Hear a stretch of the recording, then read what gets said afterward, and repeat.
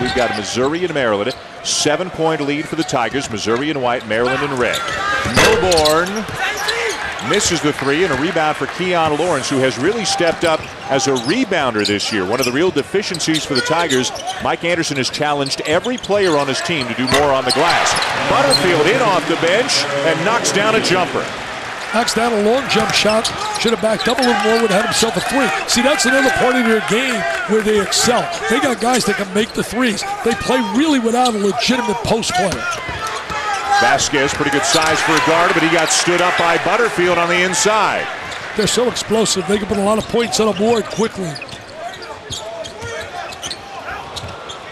Carroll for three.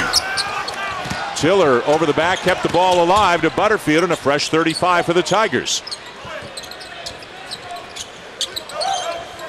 Horton whistles a pass inside, and Carroll comes to get it. Horton not really an outside shooter. And a carry called on Keon Lawrence. There's that palm. Call that palm. That's one of the points of emphasis. Call the palm. A 9-point lead for Missouri. Darryl Butterfield showing some of the depth that the Tigers have, standing up as man of the defensive end and knocking down the jumper at the other end. Missouri leads by 9.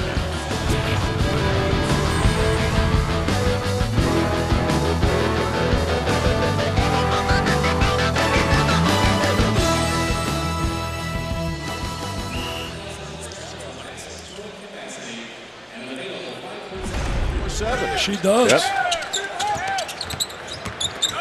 Vasquez turns the corner. Good hedge there by Butterfield to cut him off.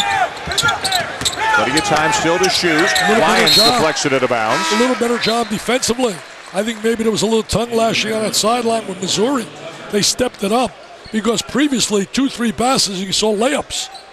Field goal percentages. Both teams shooting well, but Maryland not getting as many shots because of the turnovers. In Missouri, look at the points off turnovers, 17-2. That's expected, though. That's Missouri style of play. Butterfield for three. He's a big player off that bench. He can give him inside-outside presence. Lyons, Carroll, and Butterfield, their three big guys, have combined for 24 of their 39 points. Their front court has been terrific tonight. Leo Lyons especially, now with Carroll on the bench with a couple of fouls, he has really stepped up large. Gist. Carroll has 4 fouls, so Lyons needs some help. He's playing well, but he needs some other guys to play along with him. Well, you take Carroll and Hannah out, you take a lot of point production away from them. Vasquez can't shake Horton. Dupree backing down Butterfield, and an easy call for the officials on the elbow. Very simple.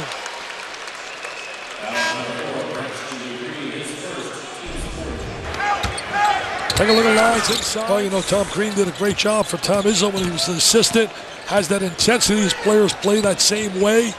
They really have such good athletes on the perimeter. They're going to make some noise in the Big East this year. Georgetown, Louisville picked at the top. Marquette was picked third. Tiller to Brown for the slam. Nice pass. Good look inside. Turnovers and the resulting. Look at the ball. Get ball movement against the zone. You'll come up with a good shot.